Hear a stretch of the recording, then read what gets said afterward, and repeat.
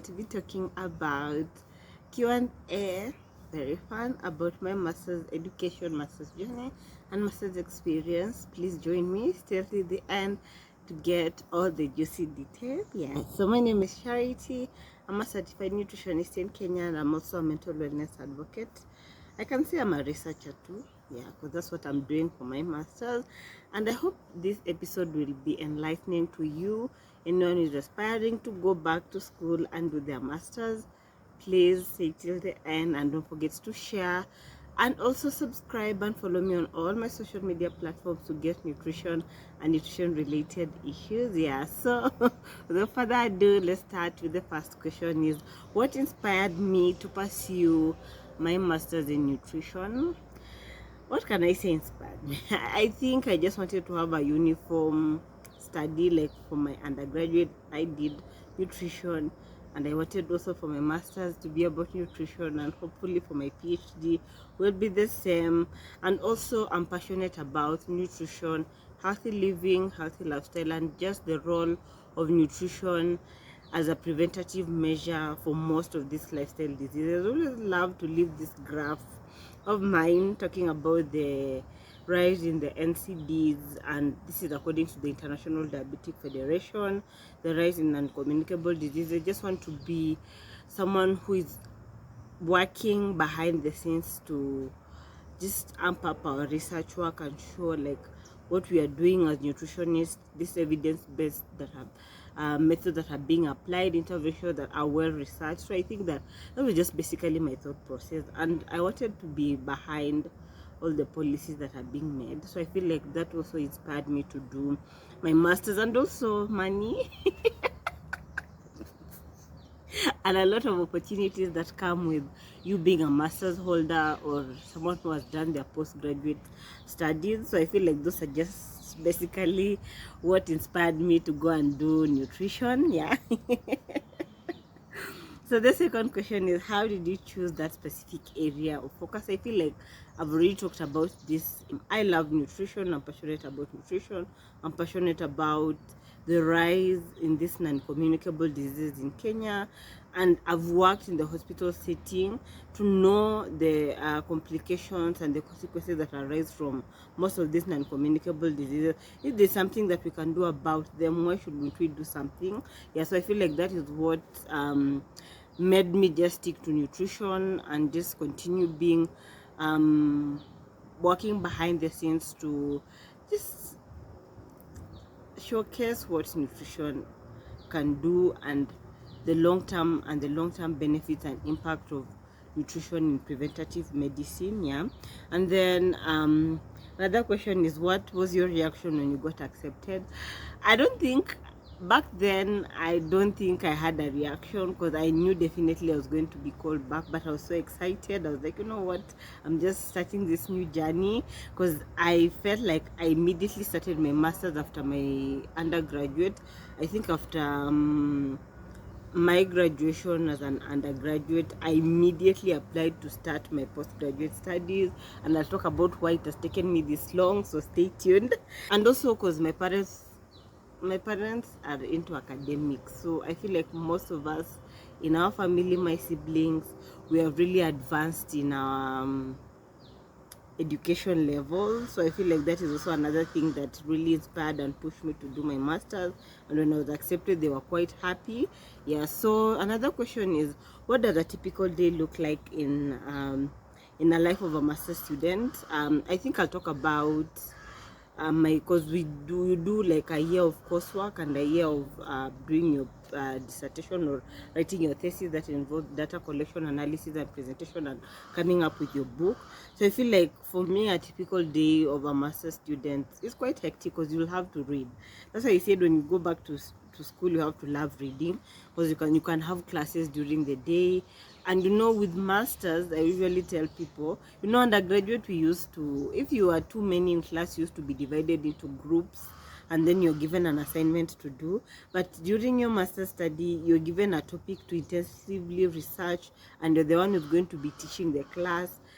And it's quite like an eye-opening, because you do a lot of research, you read, and then you become sort of a specialist in that particular area, because I remember all the areas I researched during my master's coursework. I really became good at it, and you can guess that's what I did my data collection on, and that is type 2. Yeah, so that's just typically what it looks like. And then during the data collection process, you going to the field, interacting with your research assistant, just meeting going for these presentations for the department, and looking how, and just being part of what other master students are doing, getting to interact with master students in parts of Africa, because I remember I used to meet a lot of foreigners, especially when you go to the library to read. So I met a whole community of non-Kenyan students in Kenyatta University. It was quite like a fun experience. Yeah. How do you balance studies, work, and personal life? For me, my personal life is non-existent. I still live at home, so I can't say it really interfered with it. But I remember when I started my master's, I was supposed to be going for my 1-year internship. So I felt like there was an interference in that aspect, because I had to take like a month off when others had already started. I said this on my internship journey story. I came in a month later when everyone had already settled in, because I couldn't just skip my exam. So it was really like, but I managed because after that I took like a 1-year sabbatical to just go and do my internship so that I can be licensed, me thinking I will get a job after the internship.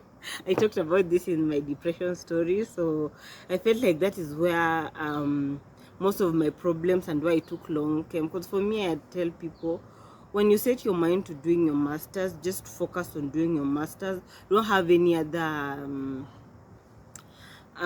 projects or any other things, because I know most of us Kenyans, we study and work, and you'll find that it somewhat take a toll on you, because you're coming from work 8 to 5, you're tired, 7 to 9 you have a class, you have assignments, you have to now start thinking about your research topic, and then at times you end up paying someone to do your job. And for me, that is what I did not want to do. I wanted this to be my work. Like, even if I sleep and I wake up, I can present my work. I can't wait to finish. Yeah. Any favorite study spot or productivity app?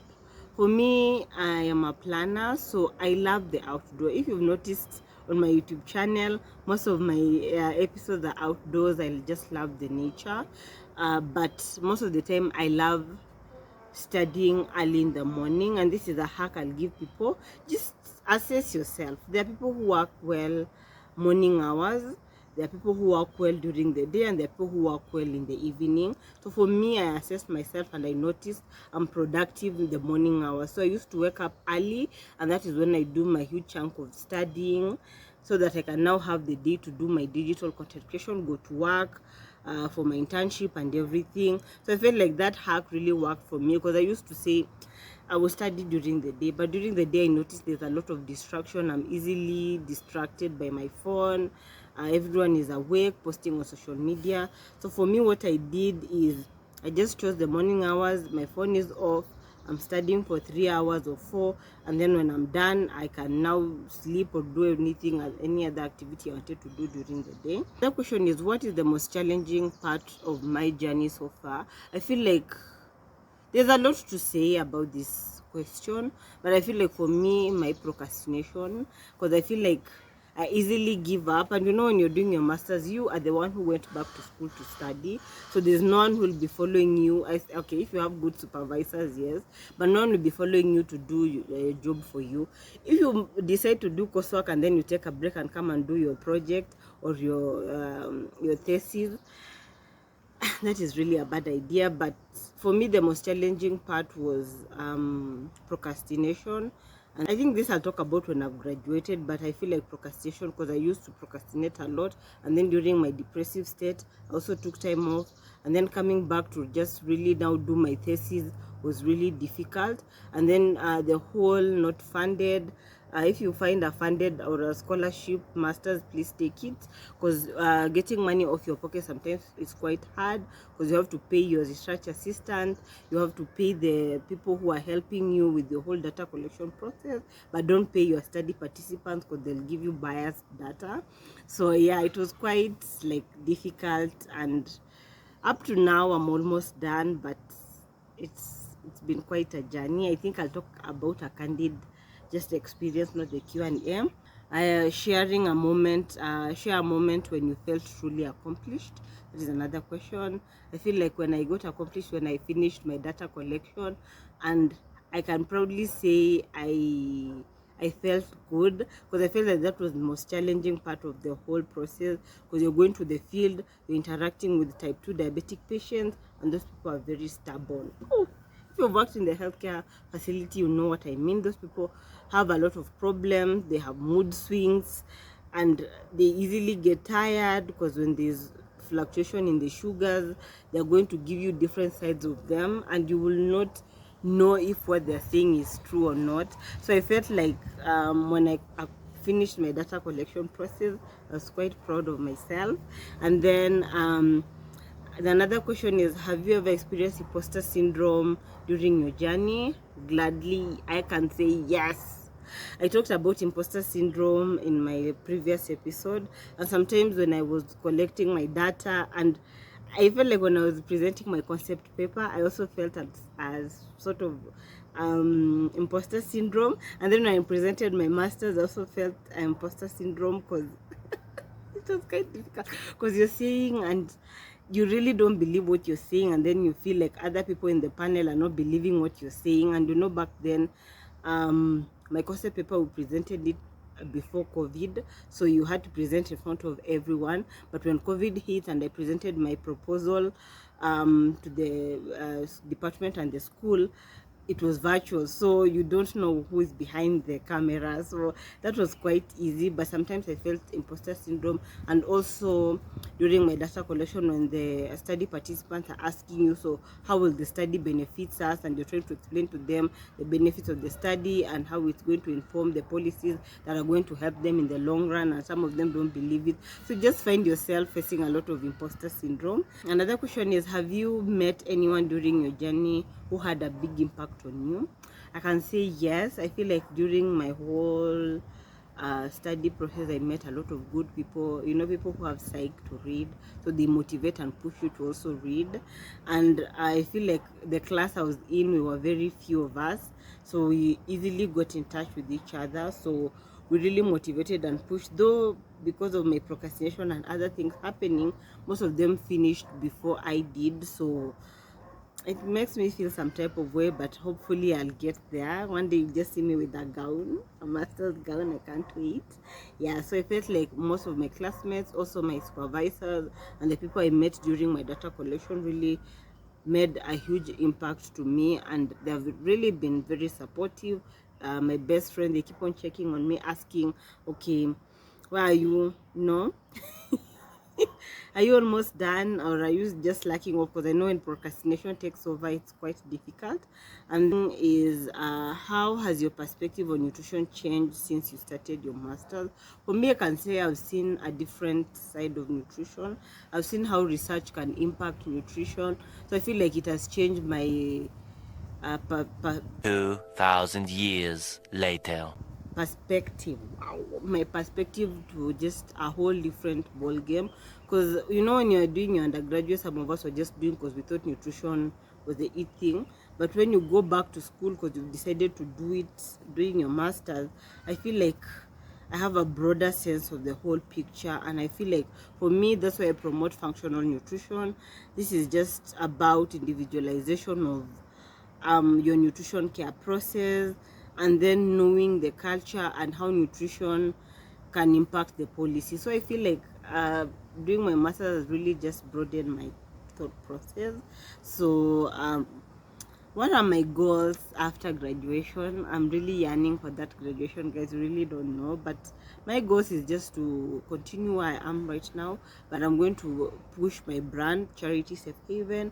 I've been doing and pushing and just putting things in place so that I launch it, and it's been quite difficult because I have a lot going on, and just centering and focusing on one thing has been really difficult for me. So I feel like, yeah, I'll get there, but just be on the lookout. Keep subscribing, keep following on all my social media platforms to just get a sense of where I'm heading as a brand.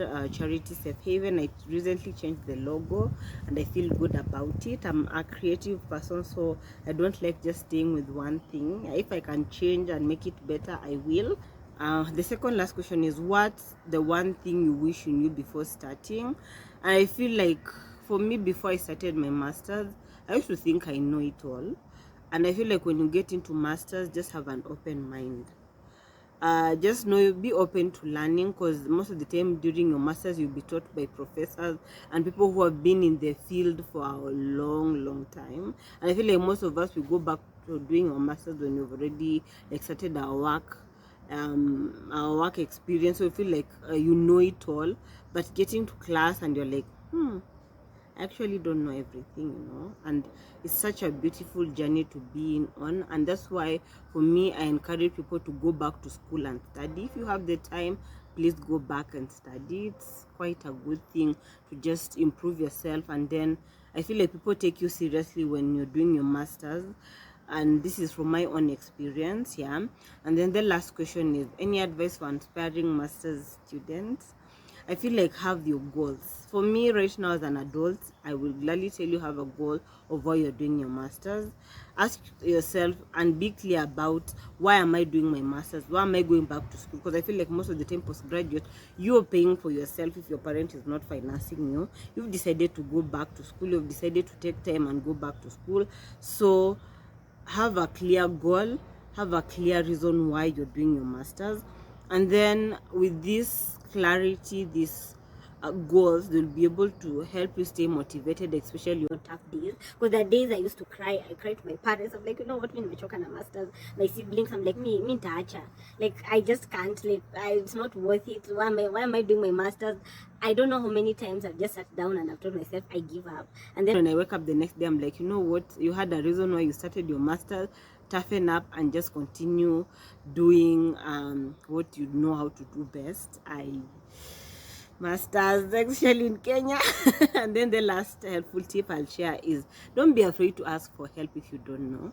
That's why when you're doing your masters, I feel like most lecturers will start taking you seriously, because they're like, you know what, this one is a postgraduate student. So if you form friends with those professors, join their research teams, be just in close relationship with them, you'll be able to just grow, and they'll be able to help you when you feel stuck. Because there are times like you're choosing your research topic and you're like, what am I even doing? I don't even know. And you're reading all these research papers on these peer review journals, open access journals.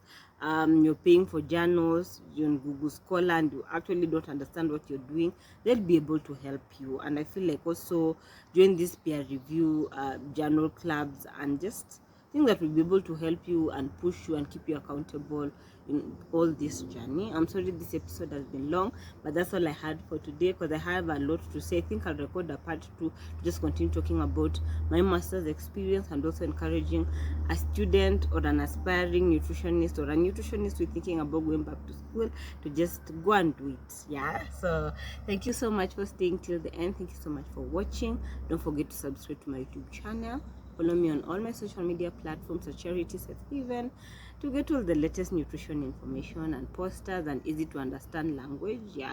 So until next time, I've been yours. Bye.